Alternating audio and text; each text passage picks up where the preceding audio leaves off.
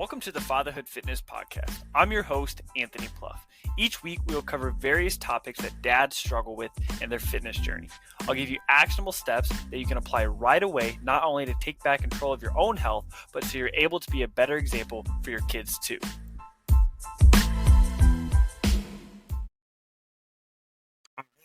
Welcome into this week's episode of the Fatherhood Fitness Podcast. Today we have Don LaTorre on with us. Don is a coach. He coaches parents, primarily dads. I've gotten to know Don very recently over the past few weeks. We had a good chat here about a week or so ago and invited him on the podcast. I think he has a lot of knowledge and expertise that he can share with us. And so I'm going to let Don introduce himself and then we'll get started. Cool. Yeah, Anthony, it's good to talk to you again, man. Thanks for having me on. So Don LaTorre, married for about 10 years, have 3 kids, all girls, so 7, 3, and 1. We live just outside of Houston. I moved tons of places in my life, but Houston, Texas has been home for the last about 5 years. I'm very thankful to be settled somewhere. So. Yeah. Awesome, man. Yeah, Don and I are living very parallel lives right now. I've been married 9 years, and I've got 6, 4, and 2 my kids. So it's like we're very close, and we're both working with dads.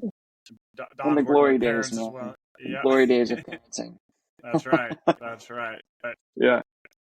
Don, how about you kind of tell us a little bit? I know when we talked recently, you kind of told me, you had kind of been in lots of different areas, been running some different businesses and stuff. And so maybe kind of share with us your story, like how you decided to get into fitness or maybe like, why you're passionate about that now. Sure. So I didn't start like coaching right away when I started. I went to college. Probably a generational thing. Like college was kind of the route per se. And I got a 4-year degree, was in HR of all things, business, but concentration in HR. Got my grad degree right afterwards, about a year and a half. Started working about 10 years ago. First job was in New York. And I took one of those early career rotation programs to kind of move me around different areas. And kind of just my goal was really like, how do I just earn enough money to provide for the family? And that was my route for 10 years. So very corporate jobs. My first job wasn't it was for a sugar company, and which isn't for fitness now. It's kind of a weird background. It definitely informs some of the ways I see nutrition and food and that kind of stuff, and just a good experience. But so long story short, I found myself 5, 6 years into this career wanting some more entrepreneurial things, getting the itch. And once you have the itch, it's hard to get rid of it. And so started a bunch of different things. And at the time of my life, I had just gone through probably the worst season of my health. So 2020, really busy. I was spread thin. I had a job that I was responsible for 4 different locations in different states. And I was like 26, 27 with like this responsibility and like was just not taking care of my health and shortcutting sleep, overeating. I was probably 200 pounds plus. I'm 5'10". I'm not tall, 5'11". So it was like bulky, but the wrong kind of bulky. You know what I mean? And so I actually, what ended up happening, I had a day where I had a panic attack and just like the consequences of my decisions caught up with me. I had put off, I knew I needed change, but I put it off because I'm stubborn for like 6 to 8 months and it caught up with me. And so I needed to make a change. And so made some changes slowly, got my diet, eating, all that stuff, and just kind of went on this journey with fitness that I've always been interested, but I really dialed it in. I was like, I'm seeing all these changes. This is great. Probably lost 10, 20 pounds. Was in a better place. And so I started writing about some things on a blog, the Layman's Fitness. And it started with me just exploring how fitness intersected with faith as a Christian, and just was writing prolifically. That didn't go anywhere. Like it was just me writing for a few years. And then really fast forward to, 23, 24, we had a bunch of different side hustles, everything from like buying and selling sports cards and flipping those to selling stuff on Etsy to this little fitness thing. And our 3rd kid was here. I had a full-time job, 50 hours a week, plus the other stuff I was doing with the business. So it was just too much and just something had to give. And so I said, well, if I'm going to do something seriously, let's like give my full effort to it. And fitness ended up being the thing that I just felt combined my experience with coaching, because HR is multifaceted, but a lot of what HR does is working with high executive leaders and helping them think through problems. And that's essentially what coaching is. So I did that for 10 years. I was like, well, I can apply this to fitness, so let's try it. And then it's about 18 months of that. So I started that end of 23, beginning of 24, 8 months worth my job. And then I was able to do this full time in July, August of 24, so a year. So that's like the long-winded answer to how I got into this. So happy to talk about any of that. Yeah. Another there was something there that you said, you mentioned. So you felt, you said you started gaining weight, you weren't feeling the best, but it took you like 6 to 8 months to finally start doing something about it. So tell us a little bit more about that. Like what was going on? Because I think, to be honest, I mean this with clients. It's like when you have these conversations and you're like, they're telling, they're not feeling well, they're not, they're not, maybe they're not sleeping well, their energy levels are low, and you ask them like, well, how long has this been going on? And they're like, since I was in my 20, and 20 years ago and stuff. And so it's like these, a week becomes a month becomes a year becomes a day, and so it's like very easy. So how did you go from, I'm not feeling well right now, I need to do something, to finally taking action? Yeah, it's a good question. My story is probably similar to most. It didn't start. It started like years prior. So if you knew me in high school, college, you probably would have been like that. He's fit in shape. I was athletic, did sports, like triathlon in college, rock climbing team in college, like all different kinds of stuff. Once you start working, and you work a 9 to 5, it's really a 7 to 5 plus all the other stuff. So the amount of time you have to exercise it becomes very, very little. And when my first kid was born in 2018, I stopped exercising really for the first time in my life, and was skinny. I was like 160. And so I started bulking and dirty bulking, which just means eating as much as I wanted when I wanted. And that pattern just didn't stop. So that was 2018, and that went into 2019, 2020. And then when you work for a sugar company, you have a little bit more license, I think, to eat sweets, because that does kind of pay the bills, so to speak, right? Yeah. And so the inhibition's a little lower. And so it started to stack, and I started to feel it, but really I felt it in my energy, and I caffeinated myself throughout the day. Like 3 p.m. coffees was just what I did. And I started to feel it towards the end of the year. That's pretty normal. Like end of the year, people think about New Year's resolutions. My mindset was, I can solve this. I just don't need to right now. Yeah. Like, I know how to do it, but I'm just choosing not to, which I think is a trap I think we fall into. Because I think if you knew the right thing, you do it. But a lot of times we think we know what we need to do, and we actually don't, because we think we take on too much. And so I just was like, I just don't want to do this, and I'm just going to keep going because I feel like I can. And there was a day in May where I said, like I would describe it as a panic attack. I literally call off work, and I couldn't do anything. I couldn't do anything. Like, I just couldn't move. I was there, like, totally stunned. I didn't know what was going on, and I looked like heart racing, all the things. And it hit me like, my decisions have caught up with me. And it was an absolute low. Yeah, I think that, unfortunately, I think a lot of people wait until something like that does happen, right? There's maybe a panic attack or a heart attack, or they watch a family member go through it, or they go to the doctor and they get a diagnosis that they didn't like, or something like that. And so it's like, how can we help people make that decision, but before it gets to that point? So if you so I had a friend of mine, Devin, was on this podcast, and he this was about two months ago, maybe longer than that. My timeline's a little fuzzy right now, but he struggled with alcohol for a long time. And he went through years of struggling with it and stuff. And one question I asked him, I said, what could someone have said to you to help you through it? And he said there was nothing. He said there was nothing that anybody could do because I had to make that decision.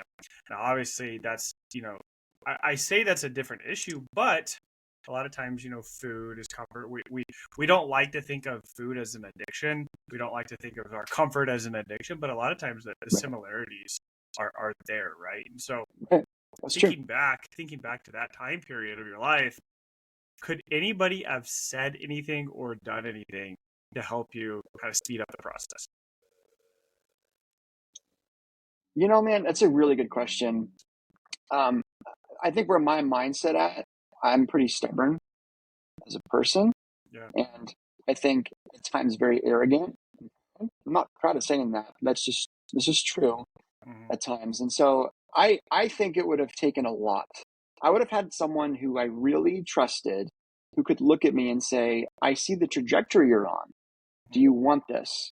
But that's just not anyone. You know, like a piece of content wouldn't have done that for me. An acquaintance would have done, someone from work. It would have been someone that I would have trusted. So I'm like, hey, Don, like, I see the path you're on. I wish I had that, honestly. Yeah. I really do. I didn't. So probably it would have to be someone that I looked at their life and been like, I want what you have. And I would have been willing to listen to that. And probably what they would have asked me is like, hey, are you do you like what you're doing now? And if you keep doing what you're doing, like, where do you see that happening? And is there anything you can do right now? I think you can change that. Just simple questions, Mm-hmm. you know? Um, or I think this happens, and this is another way. Whenever you're in that zone, it's not just fitness. Like, it's not just your health. It impacts your relationships, Yeah. right? So if someone would have called, and I'm just being transparent, like, I started to see me being more agitated with my oldest daughter, who's a baby, with my wife. So someone had called me out on that. And that started to happen a little bit. That was some of the things that planted the seed. That a friend called me out for that. I Yeah. was like, oh, I'm probably like, it was anger specifically. And I was like, okay, that's someone I trusted. Okay, I'm starting to see that. I just didn't make the connection between that. Yeah. Yeah. And it really is all, tied in together there. And I think you nailed it there. Is, you said you felt like maybe you're stubborn and arrogant and stuff, but I feel like maybe as dads, as like we have a little bit of that. We have a little bit of that. Oh, totally. We always have that chip on our shoulder, like it's not natural, and especially like I feel like as maybe a society we're getting better, where it's okay to ask for help and things like that, but like our dads didn't grow up like that. Our grandparents definitely didn't grow up like that, and so it's like we just I remember thinking like so we bought a house like 4.5 years ago or something, and they were like, I knew nothing about owning a home or fixing things and things like that, and my dad just seemed to know everything. It's like you ask something, Sure. it's like, and I asked him, I was like, well, how'd you learn how to do this stuff? He just did it. He was just like, Yeah. and I was just like, it was just like, what do you mean you just did it? It's like you just, and like that's what I told recently I had a conversation with my wife, and I was like, that was I wanted two things when we bought a house. I didn't have a lot of things that I wanted on my list, but I wanted a neighborhood that had lots of street lights, Nice. and Yeah. I did not want a project house. We live in a neighborhood with very little street lights, and we have a project house, and so I didn't. So neither one of those is on there, but it's been very much a blessing because I've been able to learn tons of things that I maybe never even wanted to know. But it's like learn all these things, but I can teach my kids that when they get older and stuff. But it is hard for me. It is hard for me to admit like I don't know. And that's something like I'm working on too. And I think, I work like you work with parents, you work with dads. I work specifically with dads. And so I see this all the time. Like a lot of times we have clients that come to us where it's been years. This probably could have, it didn't have to take this long, right? Mm-hmm. But back to what you said, though, you needed somebody in your life who, not just anybody. If I ran into you on the street 2 years ago and I saw, the way you were communicating with your kids or your wife or something, and I just called you out, you'd be like, "Who is this guy?" Right? So, yeah, who's this guy calling me out on social? Yeah. Exactly. Like, who's this guy calling me out on social media? Why is this guy writing an email to me Right. right now? I don't even know who he is. And I think as dads, that's one thing that we're not everybody, but a lot of people aren't good at having a Mm. community, having other dads, having people in their life who can speak truth to them, right? Like, Yeah, I think, it's true. I don't know. I'm assuming, you played some sports growing up and, were active and stuff. And I remember having a coach that would yell all the time. He would just Yeah. yell and yell and yell. But I love the guy. Like, Yeah. I'm not a yeller, Oh but yeah. I couldn't. I mean, I could think back to all coaches, and again, like, people are a little better nowadays, and not just Sure. doing all the different coaching styles and stuff. But I remember I had this coach. I to this day I speak so highly of it. But like, if I look at it, and I'm just like, why? Like, why did I love this guy so much? His form of communication was yelling. But I had one of those too, man. He was I did martial arts in high school, uh-huh. and this guy, like it was Sensei, what we called him. It Mhm. was his first name was like E. It was like Sensei E Mhm. something, just one letter. And he was probably 5'2", 5'3". He would waddle around when he walked. He would sit on his chair with a fishing pole and a big hook on the end of his fishing pole. When we were doing forms and stuff, he would throw that like at our feet and yell at us like, "Don't look at the lure, don't look at the hook." And it's like 16, and I'm like, if I make a step that's wrong, my foot's like gonna get punctured. Yeah. And he'd yell at us the entire time. I loved that. Like, I'm here telling this with a smile on my face. Like, I'm thankful for the Yeah. lessons that taught. Um, it's just, I think it's just kind of coaching it. We all need this. We all need someone to Mhm. help us get to a place that shakes us a little bit, Yeah. gets outside of what we're comfortable with, because that's always where breakthrough and change happens. It Yeah. never happens when you're comfortable. Right. Yeah. It's been an experience. Yeah. And I'm guessing, for the coaches that I had that always yelled at me and stuff, and I'm guessing for you as well, the ones that were able to do that were because you knew they cared about Yeah, you, right? That yeah, if this guy, if your sensei was just somebody who was just, terrible, berating you all the time, not wanting the best for you, like, then yelling at you. I had another coach before who would yell at us all the time, and you could tell he did not care about you as a person. And so when yeah, he would say something, it was hard to take that feedback. But I can think of two coaches, or three actually, very specifically growing up, who that was their mode of communication, was just yelling. Because yeah, and for whatever reason, I was like, man, I love this guy, because we need somebody like that, right? And obviously, if they're your client, you have somebody come into your yeah, program, you can have that effect. But if you're not, specifically searching that out, then obviously, like, that's harder. And so I think that goes back, like, you were in New York, you're working, you're probably, you said, it's 8 to 5, but it's really, 7, or 6 to 5, With and it's like, commutes, it's like 6 to 5. Yeah, exactly. And it's like, so yeah, when, it's a long day. not only do you have, like, when do you have time to, be with your family, work out, and even just be with other dads, be around other Yeah, guys. And so if somebody was in your situation right now, when you were in New York working that job right there, what would you do to help them, with hmm. their fitness, to get to where they want to be? Yeah. It's a good question. Um, Kind of depends on their goals, but if I had like 20 pounds to lose, let's say, or 30 pounds to lose, and I was in that space, you had 10-hour days plus your commute, you're coming home, you have a young kid, kind of really married, you're kind of in the 20s figuring it out, even in the 30s figuring it out space. Um, I think it's a few things. I think a lot of it's time management, honestly. I think that's the biggest thing to get down. And so you're probably pretty disciplined, I imagine, doing things at work. So it's how do you translate that over into the evening and the morning? So that's the first thing to think through is like, how do what's my energy highest? Like, what makes sense for me? All that stuff. That's the first thing. The second thing is like, do something you like. It doesn't need to be complicated. Yeah. Like, and this is like for my program, you don't need to go to the gym. You do it at home. You need like one kettlebell to get started, maybe three if you want to keep going. That's not a lot. And you need 20 to 30 minutes. Like, it's just, that might be kettlebells for you, might be something else. But what is it you like to do? Do that 3 times a week, whatever that looks like. The third thing to do is try to automate your eating as much as possible up to dinner. Yeah. Because typically, if you're working 9 to 5, you already have some structure. You know when you need to leave in the morning, you know when your lunch is thereabouts. If you can just win during that time, dinner becomes easy and more flexible. And then the fourth thing is just move throughout the day. Like get up, take a break.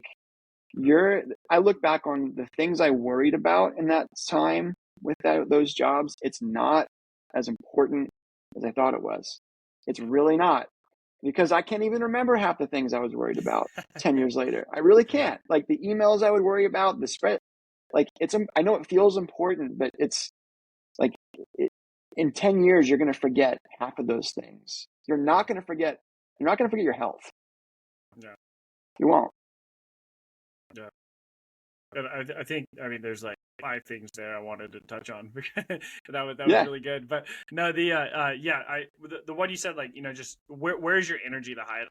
I always have clients, for the most part, if they can, work out in the morning, because if you're traveling, you know, you're with a commute, you're gone from 7 a.m. to 5 o'clock at night, and then you get home and you have dinner, and it's like the last thing you want to do is probably go work. You're probably exhausted, right? And so it's like, can we get this done in the morning? Can you get it done over lunch, and things like that? And so the other thing I want to talk about was finding something you like. Like I think that's like I don't have any clients right now doing the same exact program. Like it's set up like for them, right? Like obviously there's similarities, there's still like structure, you know, there's still, you know, like a template you build off of, right? Like it's like we still want to make sure, you know, we're like, you could swap out a dumbbell bench press for a bench press or a push-up, you know, you're still working the same muscle and stuff. It's like, but it's like, if you love resistance bands, let's use resistance bands. Like if you love kettlebells, right? Let's use kettlebells, right? If you want to, I had a client, this was a number of years ago when I was training them in person. And when I was like a very young trainer, I used to always think, like, you know, dumbbells are better than machines and stuff. They help you stabilize this. And it's like, there may be some truth to that, but I was like, bodybuilders, like some of the strongest men in the world, use machines. If they're good enough for them, they're good enough for me. And so it's like, and I had this client who, I mean, they would come and work out, and they would get their workouts in and stuff. But we started using machines because that's what they like. Now all of a sudden they were working out like 3 days a week because they loved the routine on the machines upstairs, and they would just do like a circuit and stuff. And I was like, awesome, pretty cool. Let's use machines and stuff. And so it's like, let's figure out like what you like, you know. And that's the cool thing about like fitness, is like, it doesn't, like, you and I train probably very differently and stuff. And it's like, you don't have, there's nothing I always say there's no exercise you have to do, right? If there's something you just absolutely hate, it's like, well, let's find something you like. It's much more important that you find maybe not the most optimal exercise and you do it consistently than doing something that is the best for you that you're just never going to do. And so I know you train with kettlebells and a lot of at-home workouts and stuff too. And correct me if I'm wrong. That's true. What happens if a client comes to you and they're like, you know, I need to lose about 50 pounds, but I also want to put on a ton of muscle right now. Like, where do you start with them? Good question. So there's probably a few things that are going on in that circumstance that we probably need to like work through and prioritize with that person. And I think with weight loss, I think, okay, here's where I'd start. I think the biggest thing is, let's put together some kind of structure that you can at least appreciate, that you might enjoy a little bit of with the exercise, right? So if that person's not exercising, it's probably a barrier for that person to think, okay, now I have to get a gym membership and I have to take 10, 15 minutes and I'm getting ready and I'm like all these things. So, okay, let's remove those barriers, and you can do it at home. Put it in your garage. You need one kettlebell. It'll take you 30 minutes and you're done. Does that sound okay? Okay, yeah, I can get on board with that. Like, it saves me time. So and then there's a way with kettlebells body weight, the way I think that just solves some of those problems, and it just reduces the friction at first. Once you get into it, it becomes very fun because you can like get strong, all the things. So I'd focus on that habit first. The second thing is probably nutrition. The biggest thing I think that's going to move the needle. The goal is 50 pounds. how I typically like to start if I'm like really diving in is like, let's do an audit. Like, what are you eating? Let's talk about it. Log it for a week. Let's look at it together. And I want you and I to both see what that looks like. And I know logging, it's not an accurate science, but it's good enough. It's good enough. It's good to get the picture of like what it is. And it's very exposing and it's very vulnerable. That's one of those things that breaks down that stubbornness of like, oh wow, I didn't realize how much I was taking. I didn't realize like what cereal does to you. I didn't realize like all these snacks how much that adds to it. So let's just look at it together and then let's zoom out and say, you want to go here. Here are the 3 changes maybe we can talk to make at first. So it's very like, okay, let's make a change here. Let's make a change here. Let's make a change here. Let's do that for 3 weeks. Just focus on that. We'll make progress as we go. And then the third thing is movement. So typically if you're about 50 pounds over where you want to be and you're working a job, you're probably moving 3,000 to 5,000 steps a day would be my guess. And that just means if you want to start moving more, let's take it in increments. So how can you add 1,000 steps several times throughout the day? That just means three walking breaks throughout the day. You're going to get close to 9. You will start losing weight quickly when that happens. Yeah. Yeah. No, I think that's great. I think I really like your approach there. I always think like the more simple we can make things, the better. Especially as you're starting out. It's like I figure out what you can stick to, and like the walking thing is so important, and it's something that just goes completely overlooked, right? You talked about like the average for like 3,000 to 5,000 steps a day or something. If you're working from home, that's way less. It's like 2 to 4. Yeah. I had someone tell me the other day. Something. I think it's like when I first got a Fitbit or something like that. And one of my cousins, they were asking me like how many steps I got a day or something. He was like a day. He was like, I get like 2,500 steps a day tops. And he was like, he works from home and stuff. And I was like 20. And if you think about it, like I work from home, and so like I have to be like the walking breaks. I literally have to schedule my walks. I get one in the morning, I get one over lunch, I get one in the it's like I have to, because at home, like my house isn't very big. Walking back and forth to the bathroom doesn't give me a lot of steps throughout the day and stuff. And so it's like we have to be intentional. And I guess that's one of the benefits of like if you work in an office or something, that the walk from your car to your office is going to take some steps there. But it's like I think it's like, and I know you mentioned too, like going from like high school to college to your first job and stuff, all of a sudden like things just like that's where people pack on weight, right? They think like what I haven't, my metabolism's just slowing down, my body's not working the way I was like I don't know if anybody's ever done this, but I was like, I want to put a Fitbit or a tracker on like a high school soccer player who's walking around all day long at school. You're going to class all day, and then you're practicing soccer 5 days a week, at school. You have a game and stuff like that. And it was like, and then we wonder when we get to college, when we get older, I was like, oh, my metabolism slowed down. I was like, you're moving like an eighth of what you did, in the past and stuff. And so it's like, yes, your kids are probably going to be much more active than you are. And it's like, but we can still combat some of those things. Do you have with your clients? Is that something that you track? Is that are steps something? Look at steps. Yeah, okay. We do. That's part of the training piece. And there's a few reasons for it. I mean, first, weight loss, that's probably the main problem people are looking to help solve. There's some minor problems people have that it can be solved, though. I say minor, but significant problems people can have with not moving enough. So a lot of it's lower back pain. Yeah. So if you think about when you're sitting, you're bending your body in half, and you're applying your torso weight, which is probably 100 pounds or more, on this little juncture right there where your hips are. And that's happening probably 6 hours a day. So that's a prolonged period of time where you're applying that level of pressure. The second thing, when you're sitting, you're flexing your hamstrings, and that's going to pull on your pelvis. You're kind of like the sides of your gluteus medius, that's going to be underactive. Your hip flexor is going to be overactive. That's a recipe for lower back pain. And a lot of that can be solved by just adding like 30 minutes of movement throughout the day, it's not going to completely absolve it, but it's going to help significantly. That's another thing too. Like, I'm getting older, it's back pain. That's part of it. Like, yes, you'll experience that.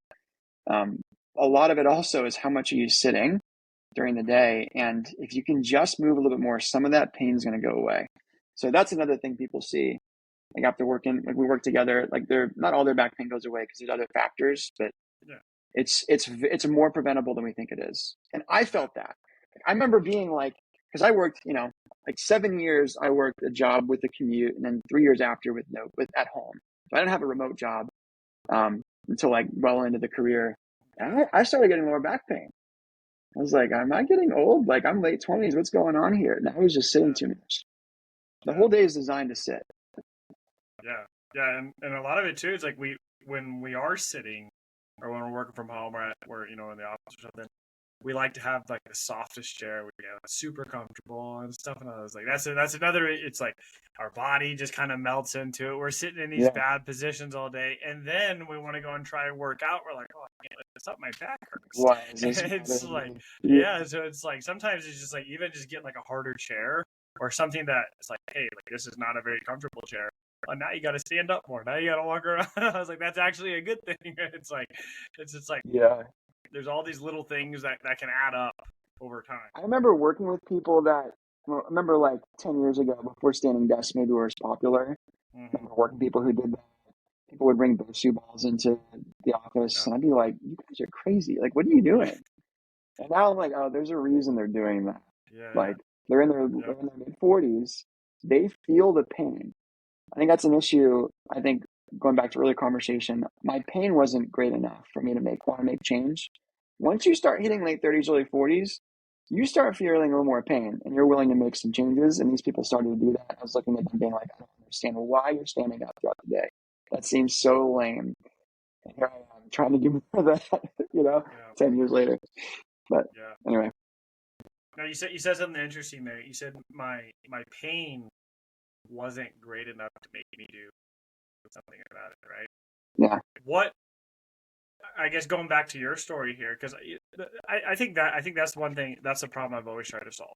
Like I like it's hard, like when a client signs up and they're like, I've been struggling with this for 20 years, and then they're wanting to solve it in the next 6 months. It's like it's probably not gonna.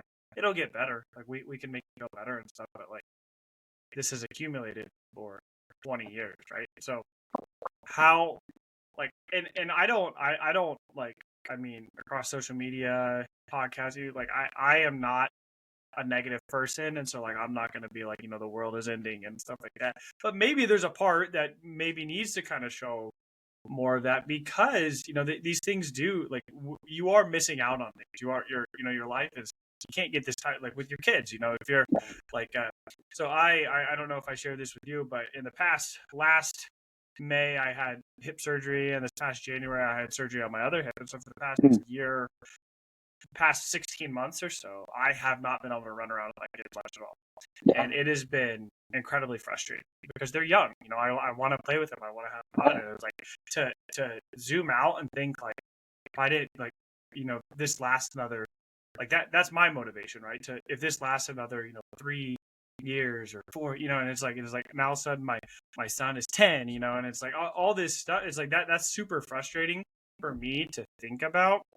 Sure. And it's like and like I like to kind of see the bright side, like, well, at least I can do this, at least I can do that. But a lot of people are kind of the other way, right? They're like, or sorry, they're thinking that way. We're like, oh, I can still do this, I can still do that, not even realizing what they're missing out on because they haven't built that pain up. And I'm not saying just be negative, just think of all the pain that you're causing and stuff like this. But what would, like, how I guess you said there was a 6 to 8 month gap from the time, like, you realize I need to do something about this, I'm ready to do something, and actually taking action. And so what was the tipping point? Like, what got you, like, how, like, what I guess from the time where you knew, like, okay, I'm not feeling the way I am right now, to the time, like, obviously something happened, right? Like one day, like obviously it was an 8 month journey. It was probably, it could have been years leading up to that point, right? But there was obviously something that got the ball Yeah. rolling. It's a good question, man. And I just think this is so relatable because like you don't know what you don't know. I think that's true. So you don't, a lot of times if you feel lethargic, you feel, your body's not responding the way you want. You don't, not sure it's normal, Yeah, right? Like, it's like, am I supposed to feel this way? I'm working, I have a busy job. Maybe that's just normal. Like, yeah, maybe this is just the way it's supposed to be. And maybe this is just like a season of grind. This is where I just need to push through and show that I can do this. yeah, That was my thought. It was like, I don't know it's normal. I can push through and we'll just see if this works.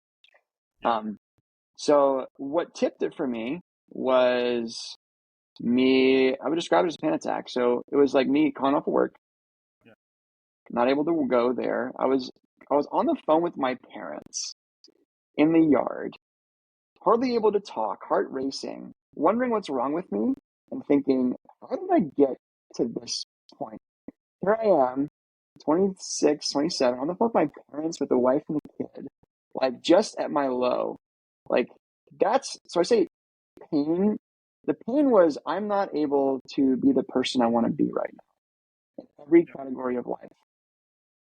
And I don't know what's wrong. So it was almost like when you're not able to fulfill your responsibilities. At least I wasn't able to be the husband I wanted to be, the dad I wanted to be. I wasn't going to work. I wasn't able to yeah, perform the way I wanted to. It just that was pain. Like that felt really bad. yeah, And so whenever you experience that, for me, it was like, okay, how do I prevent this from happening again? mhm, And I yeah, was like, okay, there's some changes I got to make. Maybe sleeping 5 hours a night and confident in myself is probably not a good idea, yeah, right? Maybe eating whatever I want to make myself feel better is probably not a good idea. Maybe, and this is the thing, this is a shift. Maybe there's something I'm doing that I need to change. Not what's happening out there, but maybe it's something that I need to start doing. Maybe I'm contributing to this problem. mhm, It takes a moment. That's the humility part. It's like, okay, maybe I'm yeah, contributing to this and it needs to change. That's what happened. yeah, yeah. And I think that's a real like that's a realization that a lot of people have to come to is that like we talked about earlier, we may be a little bit stubborn, right? We're I can get this figured out. This is a season of my life right now that I just need to push through. 5 hour like we're dads. We got 3 young kids. It's like yeah, we gotta. Sometimes we're gonna sleep a little bit less and stuff, but it's like when we slow down a little bit and we realize what's going on, it's like do I need to be doing all of this right now? Like you said, Yeah. like you don't even remember what the emails were that you were stressed out about. It's just like there's all this stuff going on. And I think very similarly, I went through something like that where I took on too much at once and there were certain activities that I would do. And it took me few months to realize that this happened every time. But at the same time, each week, I would get massive migraines. I would do these certain activities. I would just get these migraines, and I would just be like, "Well, I'm just not sleeping much right now. I've just got a lot going on. I'm sitting in front of my computer and stuff. Right. I'm not outside much." And I was like, and I didn't think much of it, and then I realized I can't do all this. Mm. Something has to give, and it's very similar to you. My patience with my wife, with my kids. I was irritable. Like Yeah. I was just like wanting to just be by myself, go on walks and just like that. And I was like, I'm being a terrible example, for like it. And I think one thing that I always came back to is I believe like our kids have the opportunity to be like the best versions of ourselves. I think like we like if we allow them to be like we learn like obviously like I'm sure as you grew up there were certain things you watched your parents and like go through that you either really enjoyed or did not like, right? And so you were like, I'm going to take the good, and I'm going to learn from the bad, right? And Yeah. so it's like, and we pass that down to our kids, right? My hope is that like I can teach all those lessons to my kids so that Mm. they don't they can be better than they can obviously my grandkids will be even better, and it's like we just keep getting Yeah. better and better and You better. want to see But generational progress. Yeah. right. But if I don't do my part, I stop the flow there, right? Like it's not going to get better. And And so that to me, like I see like certain things like in my kids and stuff, and I was like, if my like you like if I watched my son, like for me, I'm like, it's like, I'm a growth mindset with everybody else, but for me, I'm just really hard on myself, and it's like, I think that's common. I think that's common for a lot of Sure. people, but it's like, if I watched my son not sleep, be stressed all the time, Hmm. take on multiple jobs and stuff, like, what would you tell him? And I was like, whatever that answer is, Good that's what question. you got to tell yourself, right? Yeah. And so it's like, and I think, like you said there, like, I think that's the point that we have to be able to get, clients to be, that you have to come to on your own, is like what you said was, I was not showing up as the dad and the husband I wanted to be. And it's like, Mhm. but and that's tough. That's tough because like we make excuses, right? We make excuses for like, oh, this is a busy time of life. This is a busy time of Yeah. life right now. And so if someone's watching, they find you on Instagram, they find you on Facebook, or, wherever they see, your content, they read in your blog or something like that. What's one nudge, you could give them right now before things get bad? Yeah. That's a good question.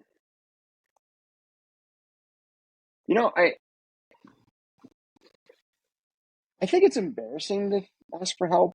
I think there's a sense of embarrassment and shame. Yeah. It's almost like I have failed. I can't do this, and I feel like now I'm having to get help in an area I don't think I need to have help with. I think that's an impulse I think people feel like with fitness specifically. It's like it's literally like you just eat well and you move. Like how hard is that? And you sleep a little more and you like clean up. Like, do I need help with that? Here's what I'd say is I think it's the nudge I would give that person is, first of all, it's every breakthrough I think people have had. It looks like they do it by themselves. It's not. You're like, for instance, even if you were to have a breakthrough by yourself, which is yeah, like you're probably Googling it, you're probably researching it, probably talking to friends. So it's at some point like we're gonna get knowledge from other people. So the idea that like you have to be the one to figure it out, I think is just a fallacy. I think it's impossible. Like because we're always going to receive help from someone. It might not just be direct.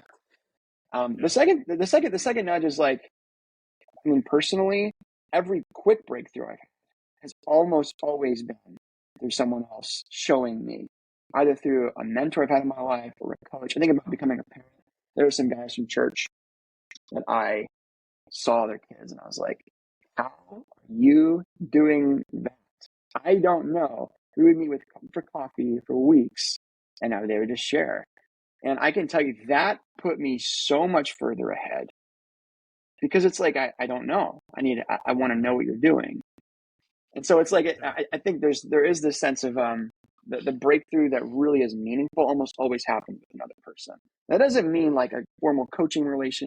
I'm just saying it'll behoove you to work with someone else to do it. And that could be people in your church, that could be your friends, that could be your spouse. But the idea that you have to do it by yourself is just a fallacy. It never happens that way. Yeah. Yeah, and again, I think we've touched on this already, but yeah, like just having being vulnerable with other men, I think is hard. Like it's hard. Depending on your example you grew up with, you may never have seen your dad or the other men in your life, be vulnerable. And so now it's like all of a sudden it's like if you want the best out of your relationships, if you want the best out of your fitness and your health, you got to find someone to be vulnerable with, and you're like, what in the world? It's like that's a huge change there. And it's like, and again, like you said, you don't have to hire somebody, right? But there are people. I always like to think like, it always boggles me where it's like, people, why do we have to continue to make the same mistakes other people do? Right? Mm-hmm. Like we watch other people struggle, but there's something about experiencing it, right? And so how can we like, and the only way I think you touched on it there, the only way to close that gap is to be intimate, to have a close relationship with somebody who has gone through the struggles you're trying to avoid, right? And that goes back to asking for help, right? And it's like, again, it doesn't have to mean hiring a coach. It doesn't have to mean, working with somebody in a professional way, but there are people in your church, there are people at your work, there are people in your neighborhood, you have family members who would love to Mm-hmm. help you, right? And I Yeah. think maybe that's something. That the people who are maybe on that next level could do a better job at. Like if there's something that I struggled with, I could offer help to somebody else, right? I know that's something I like. I know that's something that one, asking for help, but two, like offering help, right? We Yeah. need to be better as men, as dads, offering help to young people too, and not thinking like, oh, they'll figure it out, they'll get through it and stuff too. And so Yeah. it's like, do you have, now obviously you said you had people, not obviously you have clients and stuff like that, and you said you have people that have helped you through things, but do you have relationships like that in your life where you're like, a mentor to somebody else?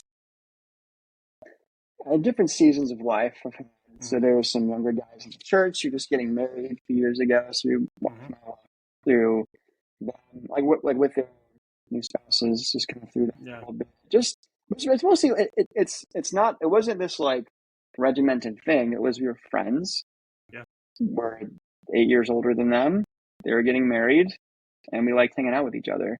Yeah. And we just started hanging out and started talking about marriage and started sharing some things. We read some books together, things like that. Um, there's some guys, I'm just thankful. There's guys in our church, like the church I go to.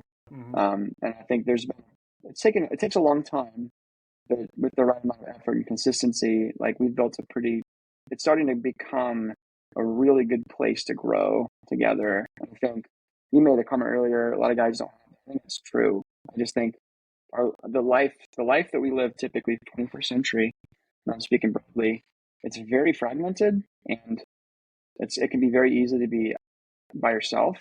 And I think there's a lot of risks that carry, like just on like general health, fitness, but like general well-being. I don't think we're meant to do that, but it Yeah. takes a lot of effort, and even more so if you're a parent.